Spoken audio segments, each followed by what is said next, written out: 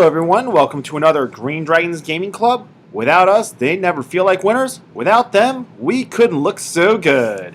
So again, we're based out of Westchester, Pennsylvania. If you live in the surrounding areas, being Northeast Maryland, Delaware, up to Allentown, Philly, South Jersey, let's see, even Reading's not that far, Harrisburg's not that far.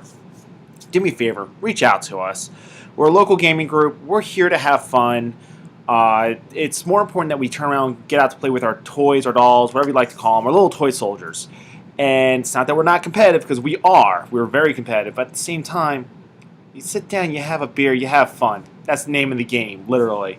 So today we're trying to prepare for Brawlers Bash, which should be the end of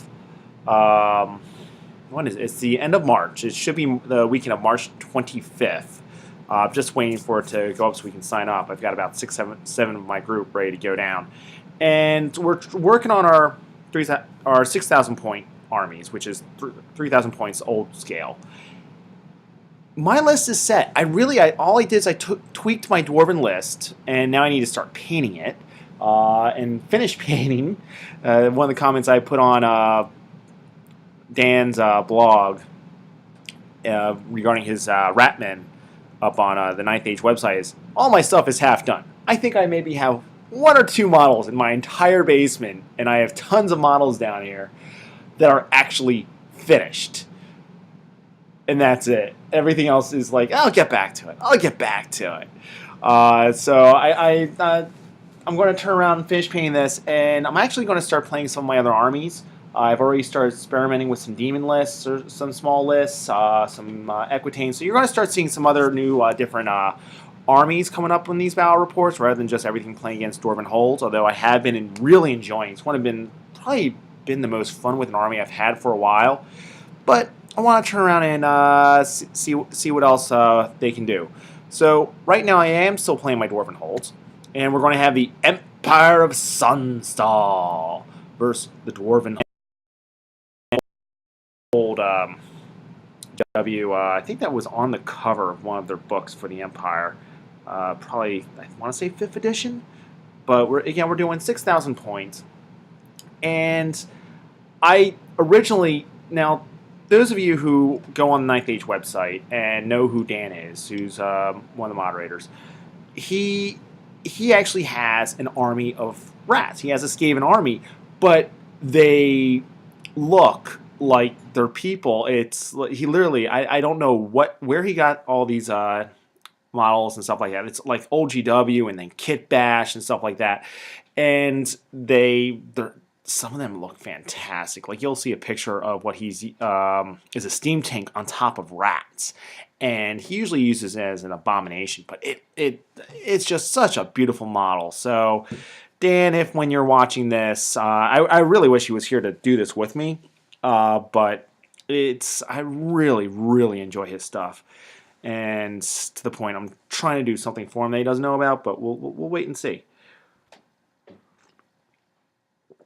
So here's our board.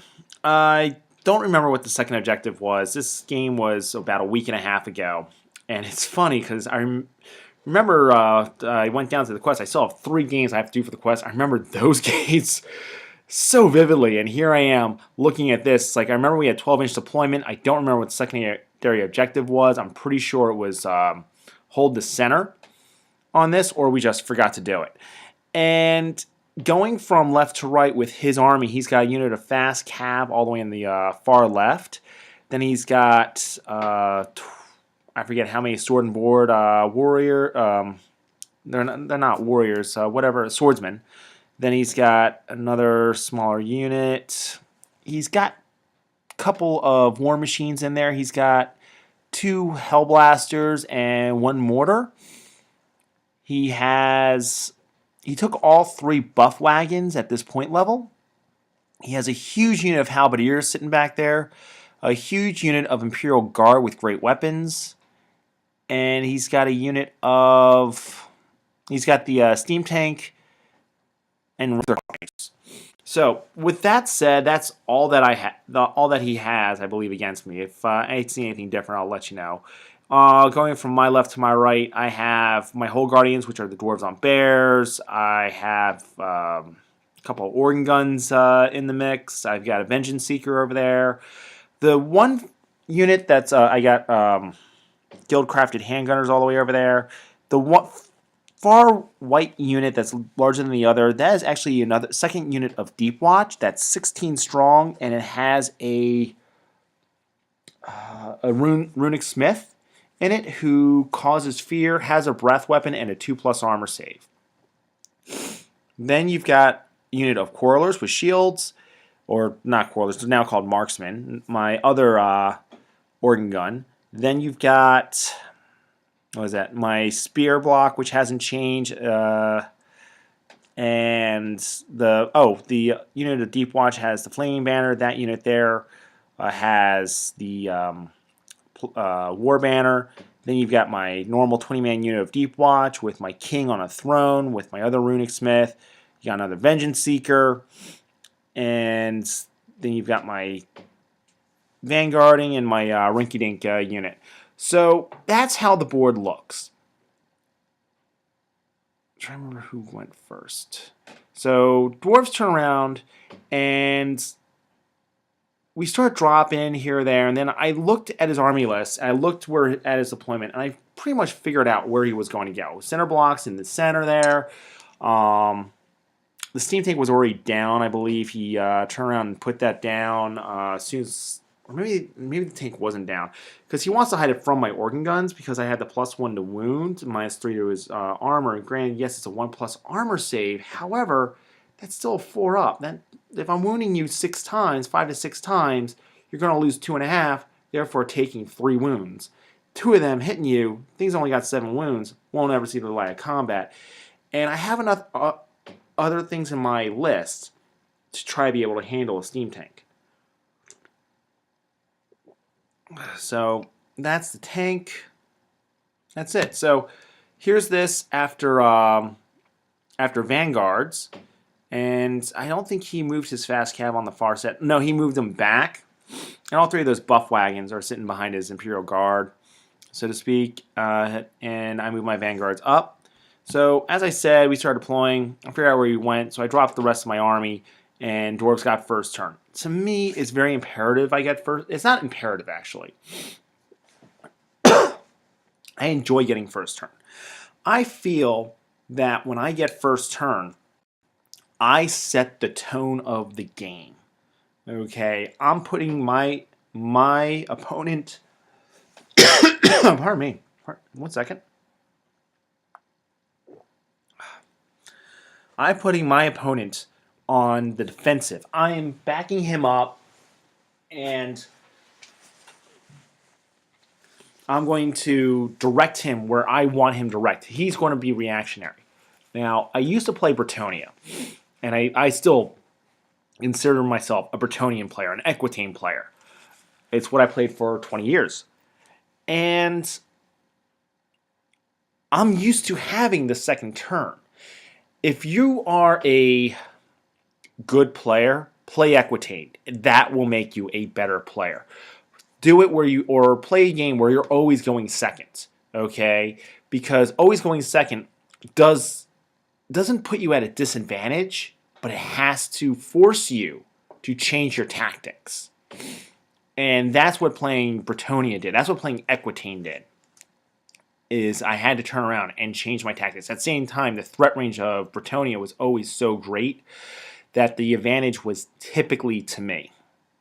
Now, Dwarves move up? No. I move up my Whole Guardians, I move up my Vengeance Seekers, I move up my Warriors, and that's it.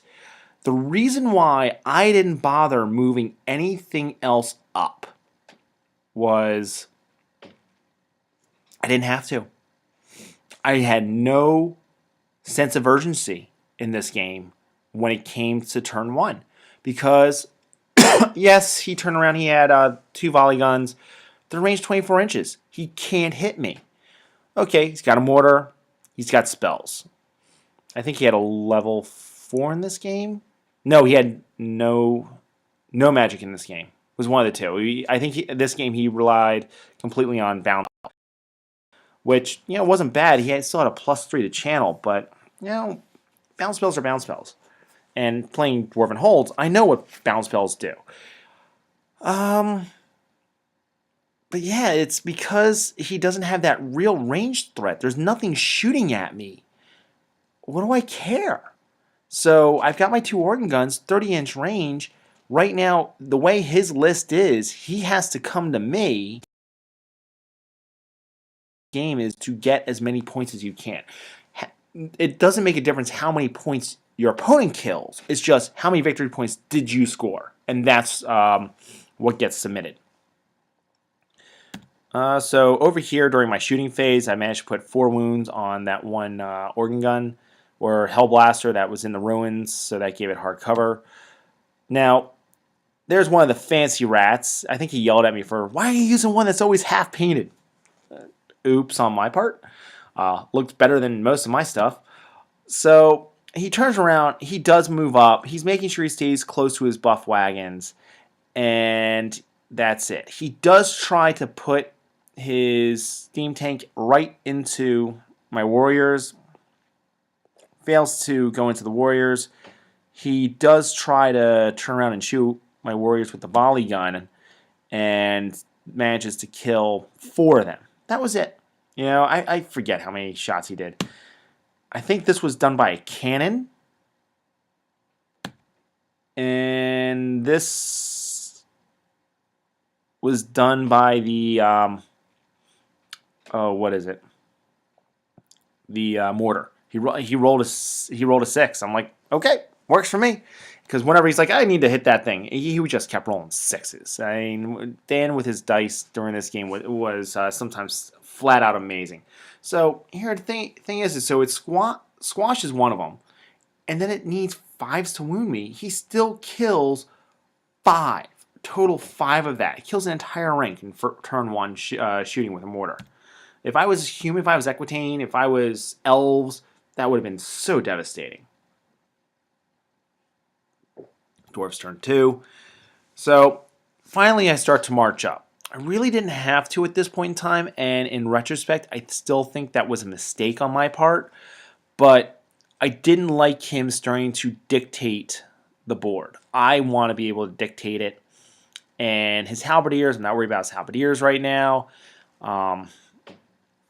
Really, there's nothing there that's frightening to me, and I still think he misplayed by moving his fast cavalry back behind his lines.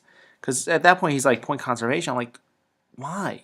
Just flat out, why? It's they're there to die. They're like my peasants. They're like my yeomen. They're there to die.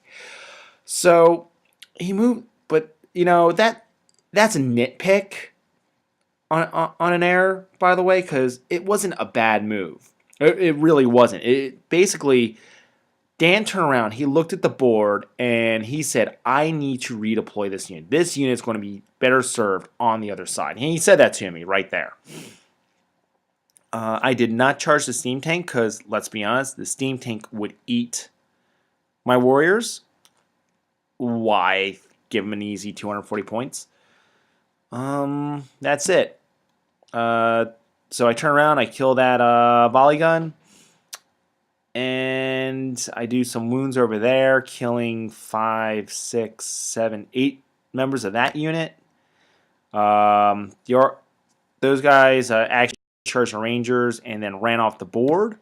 So now it's going to be Empire or Empire of Vermin Swarm. That works for me. I'll call it EVS rather than EOS. So EVS turns around, steps up. He's trying to chaff me with his... He has 2 units of militia, by the way. I knew I forgot something. He has 2 units of militia. He's trying to chaff me up there in the middle. And he does move the steam tank into the flank of the warriors, which I expected. But here's the thing is, it's 2d6 grinds. Average is he's only killing 5 of them because it's a chariot. So I'm going to be steadfast. It's a chariot. It is not going to kill enough, and it's going to be stuck there for a few turns. Yeah, I'm not getting as many hits as I would had I been facing it, but if he didn't do that, then they would have been going up over the hill, away from the tank, and right into those flanks. So it kind of forced him to do that, because they are technically up on the hill, so they actually do just see over. And even though, yeah, it's a rinky-dink, it's a throwaway, it's a chaff unit, you still don't want them in your flank. And Ryan, who's pretty boy, Dan is Dan, and I'm Sir MC 2015 up on the boards. Dan brought up such a good insight that I never thought of before. And he's like, and because we play a game later on, and he goes, yeah, I have chaff. Mark has chaffs. Mark is winning the chaff game. And Ryan's like, how do you figure? He's like, his chaff is dangerous. Mine isn't. And that's such a good point, because my chaff can turn around, get into something. Even if it dies, it's going to hurt you. I have great weapons, and if you turn around and you ignore it, they're going to throw their throwing weapons at you, or they'll charge into you. They're going to do something to you. Vengeance Seekers are Vengeance Seekers. Don't let them touch you. I've got a unit of 15 warriors. I mean, yeah, they're warriors. They're only strength 3. They're toughness 4. But they're either going to hold you up, they'll try to grind you down, they're going to slow you down better than a 10-man speed bump of militia is going to do. So that's it. Now, I did get spells off during my turn, but nothing big, nothing major. Trying to think as to what that was. Oh, he killed one of my Deep Watch there. Over here, I have no idea why I have a picture there. Oh, he rolled a misfire, put 1 wound on his, no, he didn't roll a misfire. I have no idea. Oh, well. And over here, he hit with mortar, kills another 6 dwarves from that unit. And in close combat, kills 4. That's all he did, is he did 4 wounds with his grind attacks, leaving me 8 models. Well, guess what? I'm going to stick around. And I don't recall if I charged him or he charged me in this, because I just flat out, I don't remember. I think he charged me, but regardless, so Junior over there, he's going to end up killing a couple, and regardless if win, lose, or draw, I turn around. I think I did lose that combat. I'm unbreakable. And I hate unbreakable units. I feel the Vengeance Seekers because I expect them to chaff up, hurt whatever's hitting them, and then for whatever's hitting them, just roll over them. They only have 3 wounds. You're getting 6 attacks, needing 4s or 5s, sometimes as low as 3s if you're an elf. And I don't know. You know, if you throw enough dice at anything, you're going to roll enough 5s and 6s, or 5s and 5s in this case. So, let's see. I do a reform, just so I don't have that flank working against me in combat res. Even though with steadfast, I'd rather lose by like a couple than more than that. And that's it. So now it's going to be dwarf turn 3. I charge in with the spears. I actually tried to do a double charge here. So let's see. I got a Vengeance Seeker that charged in. I tried to get in there with my Deep Watch, and I tried to get in there with my spears. And the Deep Watch, I think, were the closer unit, and they failed. Because the Deep Watch failed, I lost a lot of my punch with that charge. I really want to get my Deep Watch in there. And let's see. That's it. The other thing is that by doing what I did, it actually took my BSB away from that unit fighting the steam tank. So, oh, wrong arrow. So there's that picture of that combat. I think I got +3 initiative or -1 to hit. Over here, I had a huge combat phase. I charged in with the what are they? The second unit of Deep Watch, and I got the buffs out the wazoo with them. That's all I can say is they were completely buffed out, and the bears charged into the other bus unit over there. Over here, shooting killed 5 of them. Over here, I took out one of his buff wagons, and then close combat. He lost the combat, obviously. I don't think I took any wounds. However, he's still steadfast. How do you ask? because the Empire, which always has fed off the little rinky-dink units, has this one rule where if you're within 6 inches, I believe, of the parent unit, you can use their leadership, including steadfast. So I did not have more ranks than him. Obviously, he's got that big bus over there. That unit there is steadfast. Now, if you look, my army's on the right on that. So I do a combat reform, which is the case you pick up and remove the models and place them back. You can have different models in combat, and if it could be still even be facing another combat. However, a character must still be involved in that combat, which he is, because I did do a make way. However, that was not a legal reform. This actually sparked that whole discussion of what is it. This is a legal reform up on the thread. And this was something that's been done to me several times in UB games and in other games where I've played the people from other clubs. I've played ETC team members. And the thing is it says in the rules you have to have the same models involved. So basically, I could have slid Junior over one, in which case I actually have more models in combat. Then I could have turned around and moved the Deep Watch over as well, and minus my frontage, because what do I care? It's they're stubborn, and that would have denied the charge to the halberdiers. But as it is, I picked it up and moved it, and no, that is per definition illegal reform. So we didn't learn that till later. So to Dan, I apologize. However, he and I have already had that discussion there. So over here, I charged in. The reason why I charged in with the dwarves is it's always better to charge than be charged. They always have the 6+ ward save. However, they're strength 4 on the charge. They're 15 attacks. So I go blaring in there. I think I won that combat, and you can tell there's not as many of them as there were a while ago.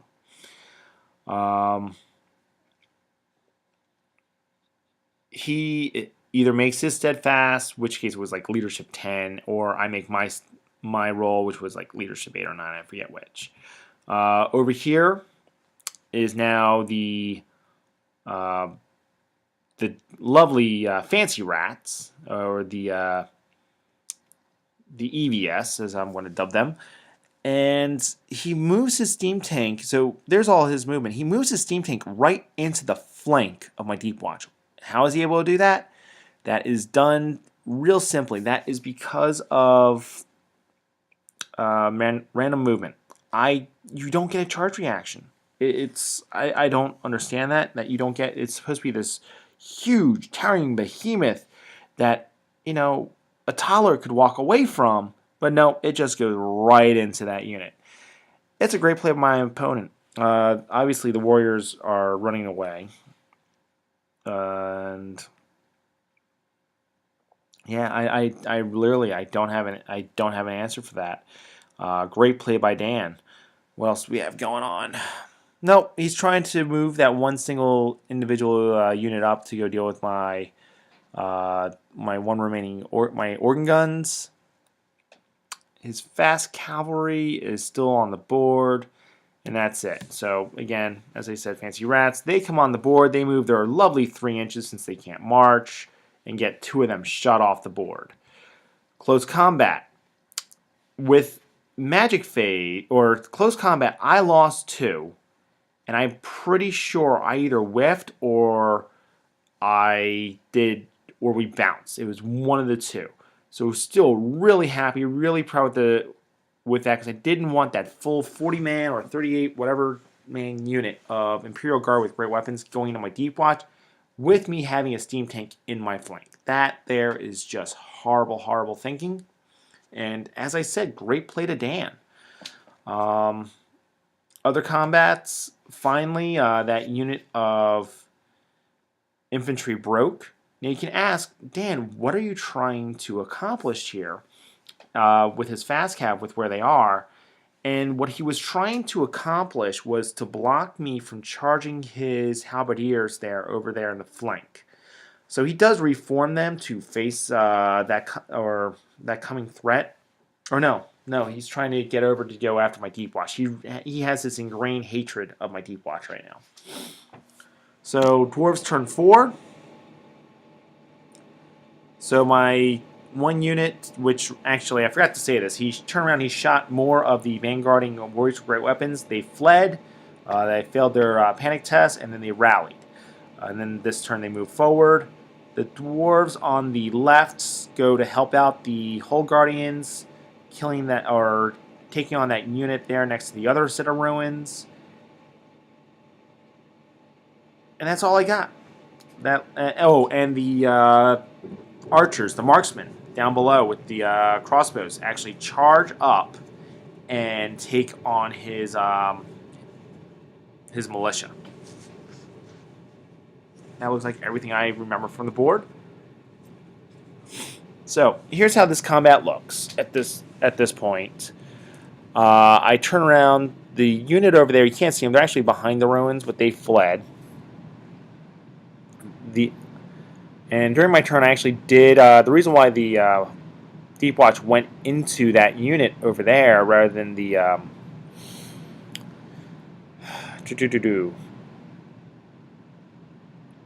what is that? Rather than go after the unit or before they try to go in the unit, I tried to charge them into the halberdiers. He fled with them. He fled across the entire army just to rally them during his turn. So, big piece of information I forgot to tell you. I greatly do apologize. That's it. He's now down to 1 buff wagon. Over here, I'm rolling to hit, to wound, and put another couple wounds on the buff wagon. And let's see here. Everything there rallies, and right now he's chaffing up his own halberdiers, so he can't go after anything over there with his own fast cavalry. Shooting, he shoots 2 of them off the board. So now it's his turn 4. Trying to remember what he did here, so please bear with me. That's it. His halberdiers are still over there. And my bears, the Hull Guardians on the upper left-hand corner, I forget they're there the rest of the game. They don't move the rest of the game. So his shooting or magic, I believe, kills 4 of those Deep Watch, and now it's turn 5. Take out that other buff wagon. He's in there for close combat. He only killed like about 3, but he does survive. Or no, I'm sorry, I parked myself right outside of him, not wanting to charge in yet because I was out of position. Let's see. He does a combat reform or pivot. And that's all I got. That's all that happens. So he manages to turn around and kill off 1 more Deep Watch. I do 1 wound due to shooting. Instead of crossbows this game, they actually have throwing weapons because it's 10 points cheaper. And dwarves turn 6. So at this point, Dan's really contemplating because during the end of combat, he turned around and I broke. I fled, and because of Steam Tank special rules, he's unable to pursue me. He wasn't able to get his Imperial Guard into combat quick enough. And I think that was just a late start, moving him across the board. And, you know, the other flank, where it had definitely some things on there, it wasn't the right tools to take apart my army. It's not that I don't think there is one, it just would be very hard and violent to have a counter on that other side of the board. So Dan did play he played a good game, and he's seeing himself run out of options. So during my turn, I turn around. Of course, I rally my Deep Watch because they're leadership 10. My 1 counter to the Steam Tank, I don't even think was on that side of the board, and that really either was my shooting, which he did a great job of hiding behind the hills, or my BSB, who is already dead at this point. Now, unfortunately for Dan, the Steam Tank's no longer in combat. It's my turn. I still have 1 organ gun, and that Steam Tank already has some wounds on it. Hence, that's a dead Steam Tank. So the Steam Tank once again ripping into my Deep Watch because of the grinds, because the automatic hits, all right, at the high strength. And that's the one inherent weakness of dwarves, is all the automatic hits, whether it be a monster, steam tank, the grind attacks. It doesn't make a difference. If you hit them automatically, you're already guaranteeing yourself more wounds. And that's true of anybody, but it's more detrimental with the dwarves. I feel then, especially like take my Equitane army, because that's a lot of cavalry, so you're not going to be getting those stomps. You would be getting the grinds, but again, Equitane has a 2+ armor, whatnot. And because they're dwarves, it's an elite army. I don't have that. I have a lot of chaff. I have like 13 drops. I really need to analyze my army. But, you know, the steam tank, to me, it did an awesome job. Okay, had he pushed up over the hill, because again, one of my reforms allowed me to move past the hill, so I wasn't no longer on the hill. Had he pushed that flank a little bit further, would be a different story. So steam tank is gone. Close combat, I actually charged. It shows it right there, because he did a reform. He charged Junior. Junior lived, so that allowed the spear dwarf, the one remaining unit of Deep Watch in the flank and straight ahead, the other unit of marksman in the flank, and up in the top, my marksman have his fast cav. So again, I already showed that pick. So over there, I killed. So that's a unit of halberdiers that's still left, not the Imperial Guard. Sorry, I know I called them Imperial Guard before, but that's halberdiers. The Imperial Guard had the BSB in it. I killed him to a man. The BSB was left. The BSB auto broke. The BSB got ran down. Over there, I forgot about the whole Guardians, my bears, after they did their initial thing, and they just sat there the entire game.